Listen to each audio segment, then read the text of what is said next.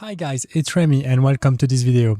So you're a landscape photographer and you're actually looking to go out and get some good photographs during summertime. But yeah, sunsets are very late, sunrises are very early, and there is a good amount of harsh light during all day long that doesn't really allow you to get your subject highlighted as you want or your scene highlighted as you wish.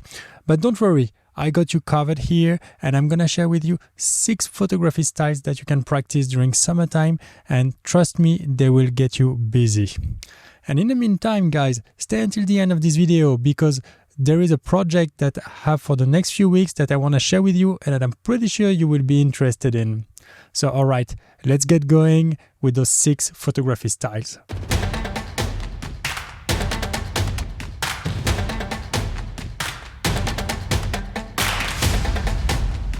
The first style I want to share with you is flowers.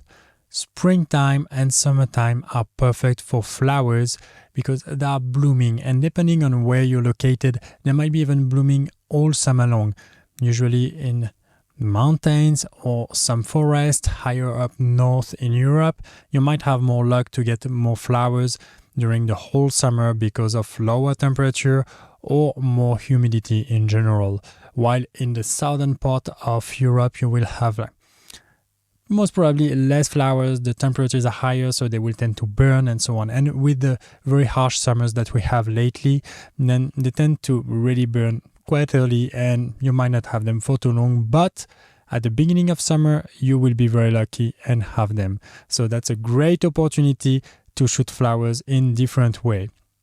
And the first way is to do it in macro photography, so getting very close to your subject and shooting flowers in a certain way might help you get very precise flower shot and very also interesting. The other way of doing it is shooting flowers a little bit further or with insects like this capture here, or getting a little bit further and play with bokeh. The bokeh is basically the blur that is created when your aperture is a bit lower. So for example, f4.0 or f7 will help you get a very beautiful blur on your image, a very beautiful bokeh that will help you focus on the foreground part of your image and keep the background part of your image a little bit blurred, but still understanding the context of the overall image, which is really important. And here is another picture similar to the previous one, but in portrait orientation. The second photography style I want to share with you is rather close to the first one, is about forests. And forests tend to be a great place to shoot during summertime. In general, I like to shoot forest in a more intimate way during summertime, and let me show you some few pictures here. The first one is that one. It's a leaf I shot in summertime, and I shot it with a telephoto lens, and I got as close as I could to this leaf. And although there were like harsh lights from the summertime, then there was still beautiful light around. If you don't go when the sun is at zenith, which means it's right above your head, then that might be a little easier. Here is another shot of a forest that I took with some very interesting light. These were like some backlit lights that were basically really letting the light passing through those beautiful leaves, and that create like some nice atmosphere. Of course, we can see here, for example, that the light was very harsh, but the rest of the picture to me really is appealing with really interesting colors. And then the last one is much more intimate, and like really focusing on intimate parts of a forest might help you create such effects. Getting maybe the little light passing through here and there might just help you have amazing photographs, very intimate scene with great effects. The third style I want to share with you is mountains. Mountains are a very great subject in any period of the year. Whether you go in summer, in fall, in spring, or in winter, you're going to be satisfied with them. And you might actually even combine them with other styles, whether it's astrophotography, whether it's sunrise, sunset, like shooting also flowers or forest, if there are like some forest in the mountains where you are, you will be very satisfied. And also one thing that is very, very exciting about mountains is going, camp there and sleep over and wake up very early at 5 in the morning and enjoy the sunrise from there and take amazing photographs and really have this feeling of freedom being alone there and just enjoying the beautiful light. That's really something I can only recommend you. And let me show you some few pictures also I took in the middle of the day in the mountains, just to show you that it's also possible to take amazing pictures in the middle of the day of mountains. So this is in Switzerland. This is Hohe Kasten, which is in the Appenzell region. And that's a shot I really like that I took a few years back while hiking up there. And that was like around maybe 12 or like 1 o'clock. So the sun was really almost at zenith and still got amazing light because it was very cloudy, so really great. Then the next one is at Achimensee, which is a UNESCO heritage lake, and which a picture I took around sunset time, and really amazing atmosphere. I was alone there and really enjoying sleeping around the place. Of course, not letting any trash or anything, which is one of the very important rules that you should follow when you do these kind of things. And the last one is also in the Appenzell region, where I had this beautiful river leading line going until the mountain on the background and really showing the beauty and the peaceful light of the summer. Really amazing time. The fourth style on the list is waterfall. Waterfalls can be very tricky in summertime. You are actually most likely to catch them earlier in summer or late in springtime when all the water from the glacier are melting. Of course, there are places where there are like big glaciers, so you will have water all summer long, but there are like many places where actually rivers or waterfalls tend to dry out as the snow melts completely during summertime. But don't worry, you might be able to catch them very well at the beginning of summer, and trust me, this is very enjoyable style. Just don't forget to bring with you a CPL filter that will help you cut out the reflections on stones and also on the water. That will give a very amazing effect, also saturating any green colors that you might have around, and also maybe in some cases bring an ND filter that will really help you slow down the water, your shutter speed, that will help you give an effect of slowing down the water. That's gonna be really amazing. You will also most probably need a wide angle lens, which really gives an amazing effect of impressiveness of each of the waterfalls.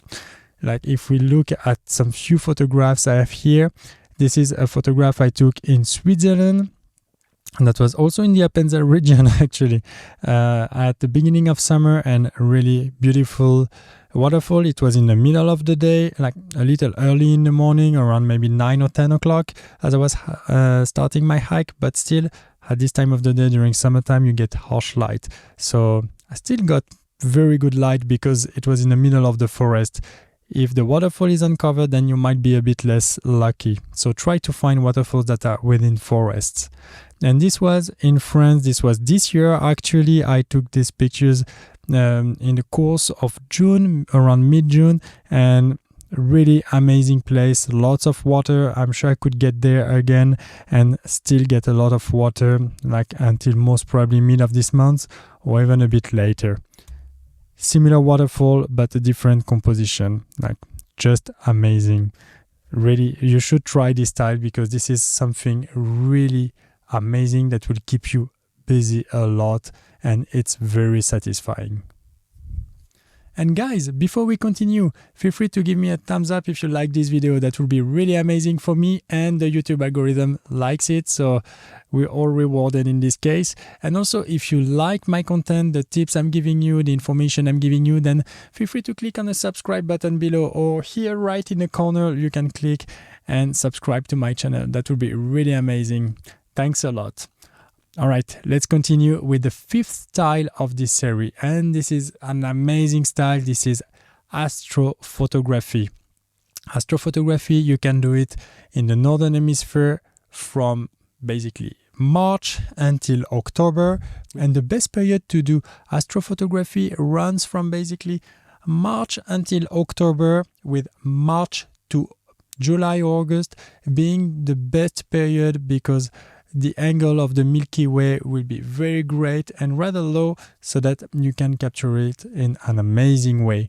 And to capture it, then you need to learn a little bit more about astrophotography, and I might do some other videos about this in the near future, so stay tuned about it. Consider having a wide-angle lens, a tripod, and also consider being up at night quite late, because of course this is a night style.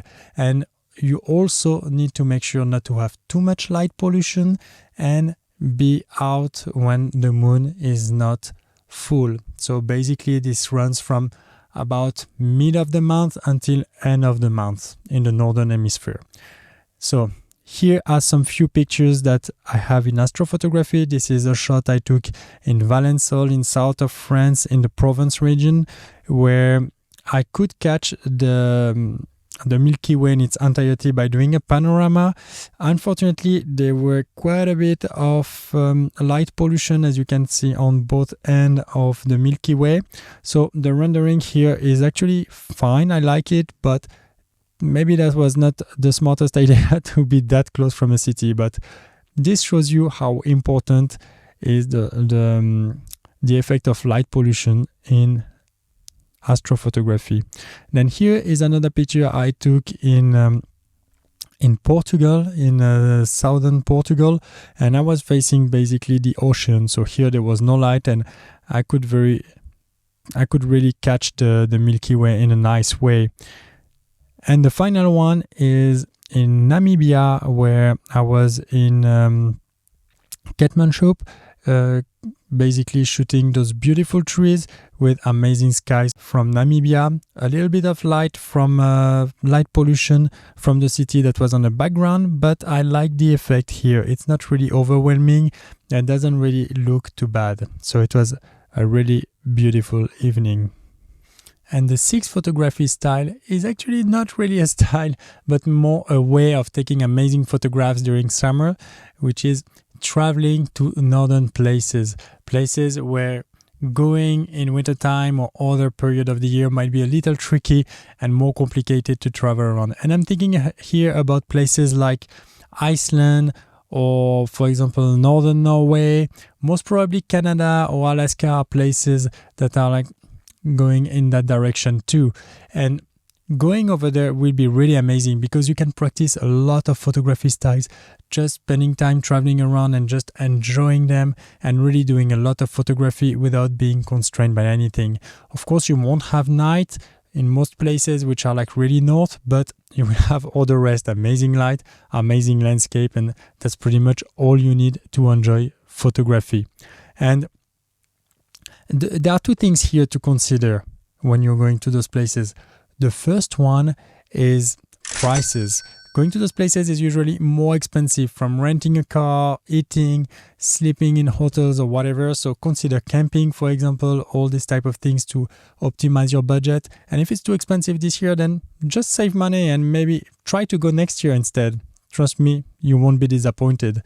And the second thing is about the weather. So it can be really windy, rainy, cold, even in summertime. So you need to be mentally prepared that you might go for a few days, and for a few days you might also have like a few very bad days. So as long as you're prepared for it mentally, everything will be all right, because no matter what, those places present really amazing conditions even when the weather is chaotic. So trust me, you will enjoy it a lot.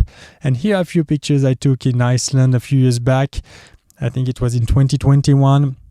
Here that was at the beginning of a hike called the Laugavegur hike, which is a very beautiful hike that I can only recommend over a couple of days, or even just one day from some parts.